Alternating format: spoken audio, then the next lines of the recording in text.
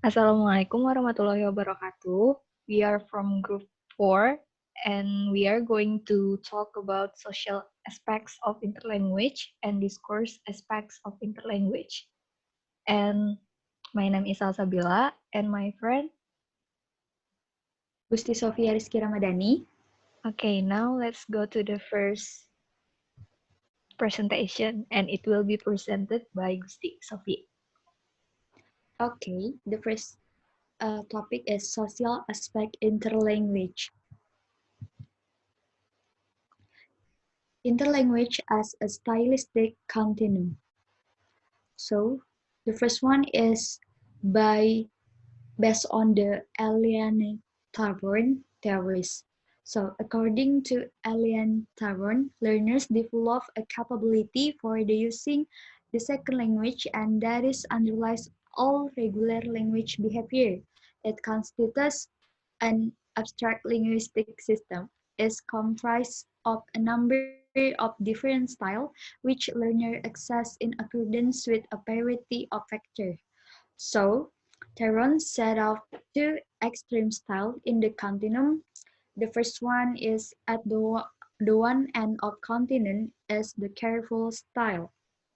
So it is evident when learners are consciously attending to their choice of linguistic forms as when they feel they, they need to be correct. And then the second is at the other end of the continuum is the vernacular style is evident when learners are making spontaneous choice of linguistic form as in the likely in pre-conversation. And then next is Tarrant's idea of interlanguage as stylistic continuum is attractive in a numbers of ways. Uh, Number one is it's explain why learner language is variable. And then number two is it suggests that an interlanguage grammar is constructed according to the same principle for native speakers have been shown to possess a similar range of style. And then number three is it relates language use to language learning. And then the next is the problems. So these models also has a number of problems. The first is later research has shown that learners are not always most accurate in their careful style and less accurate in their vernacular style. And then the second is that the role of social factor remains unclear. So native speakers style shift in the accordance with whom they are addressing, using a careful style with non-familiar addresses, especially if they are socially subordinate to them, and a vernacular style with familiar addresses who are their social equal. And then next is accommodation theory by Howard Gills. So this seeks to explain how a learner's social group influence the course of second language acquisition. So, uh, the, for Gills, the key idea is that of social accommodation. And then the theory suggests that when people interact with each other, they either first try to make their speech similar to that of their addresses in order to emphasize social cohesiveness.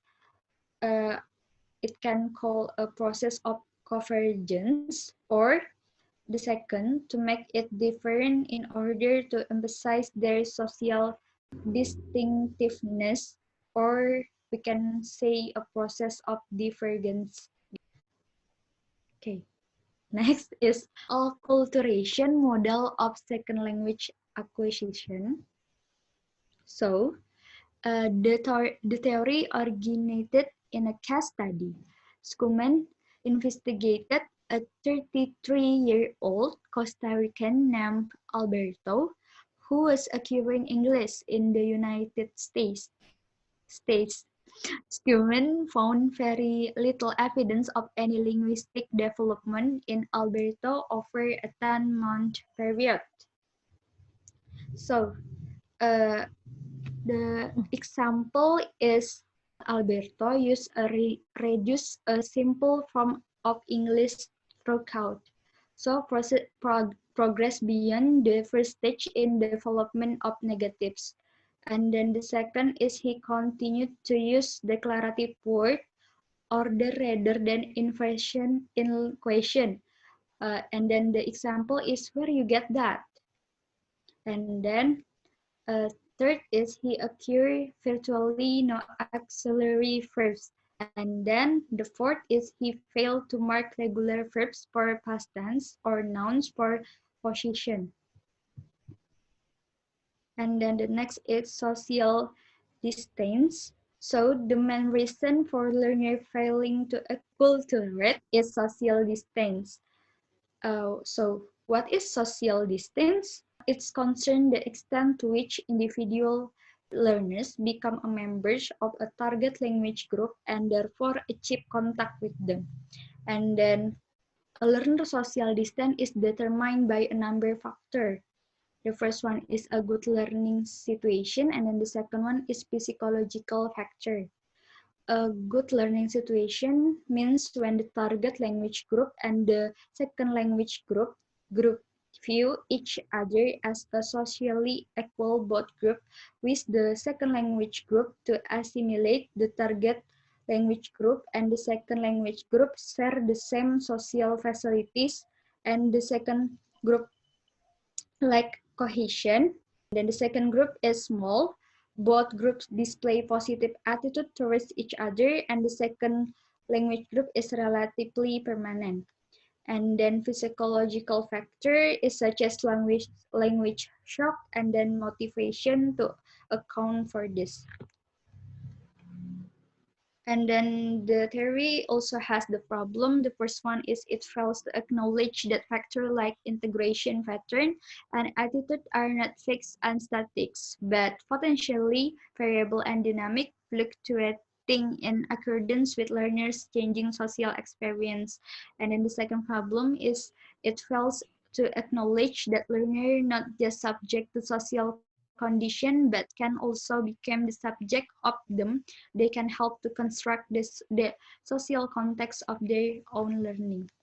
And then next topic is social identity and investment in second language learner. So the notion of subject to and subject of are central to Boniface's view of the relationship between social context and second language acquisition. So she illustrates neatly with an extract from Diary of Epa, an adult immigrant learner of English in Canada. And the example is, so the girl you can see in the slide, there are a conversation, and then it means that Eva felt humiliated in this conversation because she found herself positioned as a strange woman, someone who didn't know who Bart Simpson was, and then she was a subject to a discourse which assumed an identity she did not have. And then there are 3 points. The first point is the notion of social identity is central to the theory's advance. She argues that language learners have a complex social identities that can only be understood in the terms of the power relation that shape social structure. And then the second point is a learner's social identity is, according to Priest, is multiple and contradictory. It means the learning is successful when learners are able to summon up and construct an identity that enables them to enforce their right to be heard and thus become the subject of the discourse. This requires investment, something learners will only make if they believe their effort will increase the value of their cultural capital. And then the last point is second language acquisition involves a struggles and investment.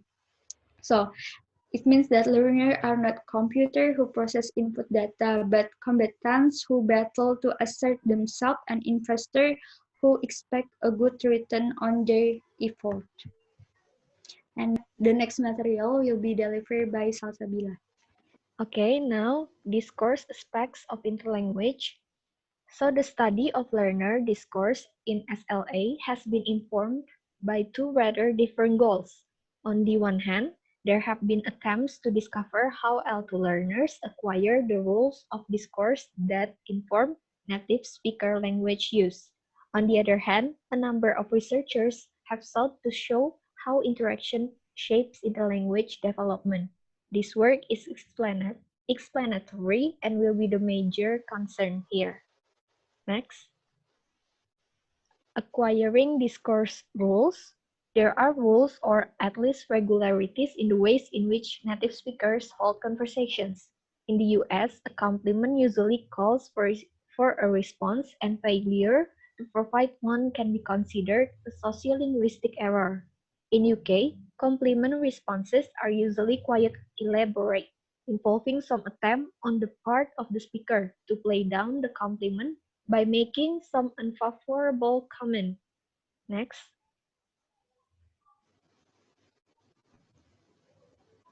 Okay, so for example, we have A, I like your sweater.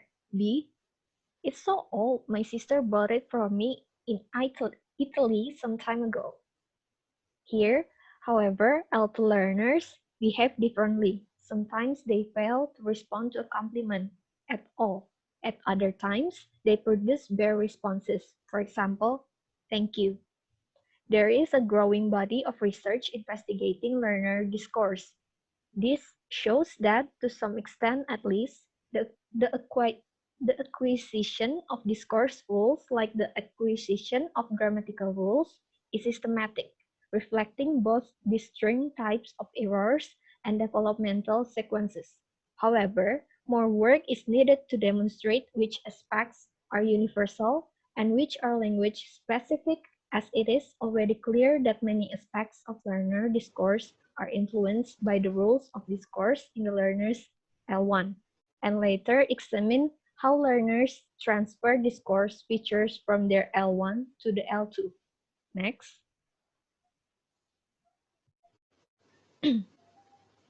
The role of input and interaction in L2 acquisition. Next.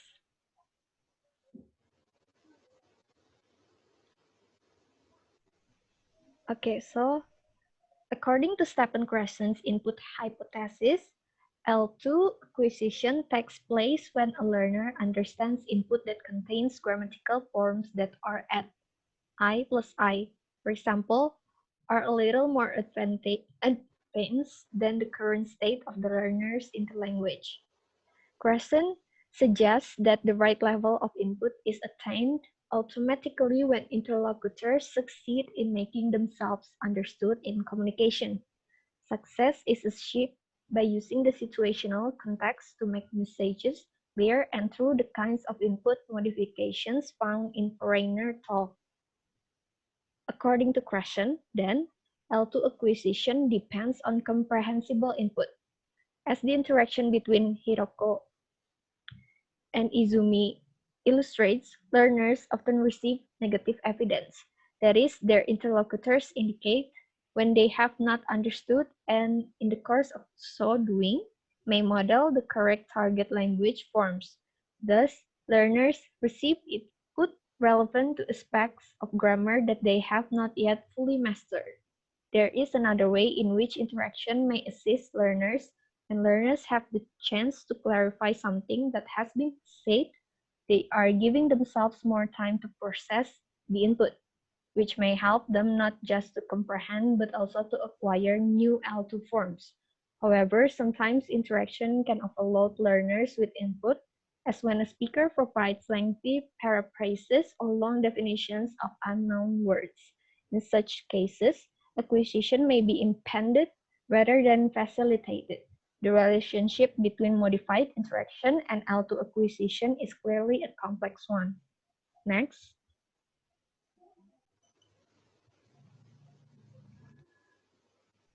Okay, now for the example, Hiroko, uh, uh, Sofia, can you help me? Can you be Yes. Izumi? Okay. A man is drinking coffee or tea with the saucer of the uh, coffee set is in his knee, In him knee? uh, on his knee, Yeah. on his knee. So sorry, on his knee. Okay, next.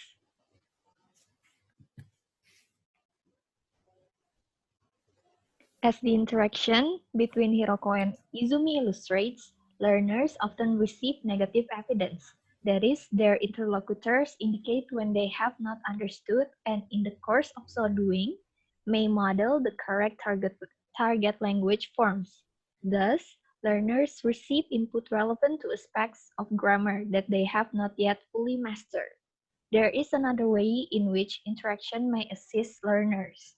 When learners have the chance to clarify something that has been said, they are giving themselves more time to process the input, which may help them not just to comprehend but also to acquire new L2 forms. However, sometimes interaction can overload learners with input, as when a speaker provides lengthy paraphrases or long definitions of unknown words. In such cases, acquisition may be impeded rather than facilitated. The relationship between modified interaction and L2 acquisition is clearly a complex one. Okay, next. And now the role of output in L2 acquisition. Krashen argues that speaking is the result of acquisition, not its cause. He claims that the only way learners can learn from their output is by treating it as auto-input. In effect, Krashen is refuting the cherished belief of many teachers that languages are learned by practicing them. Next. In contrast, Merrill Swain has argued that comprehensible output also plays a part in L2 acquisition.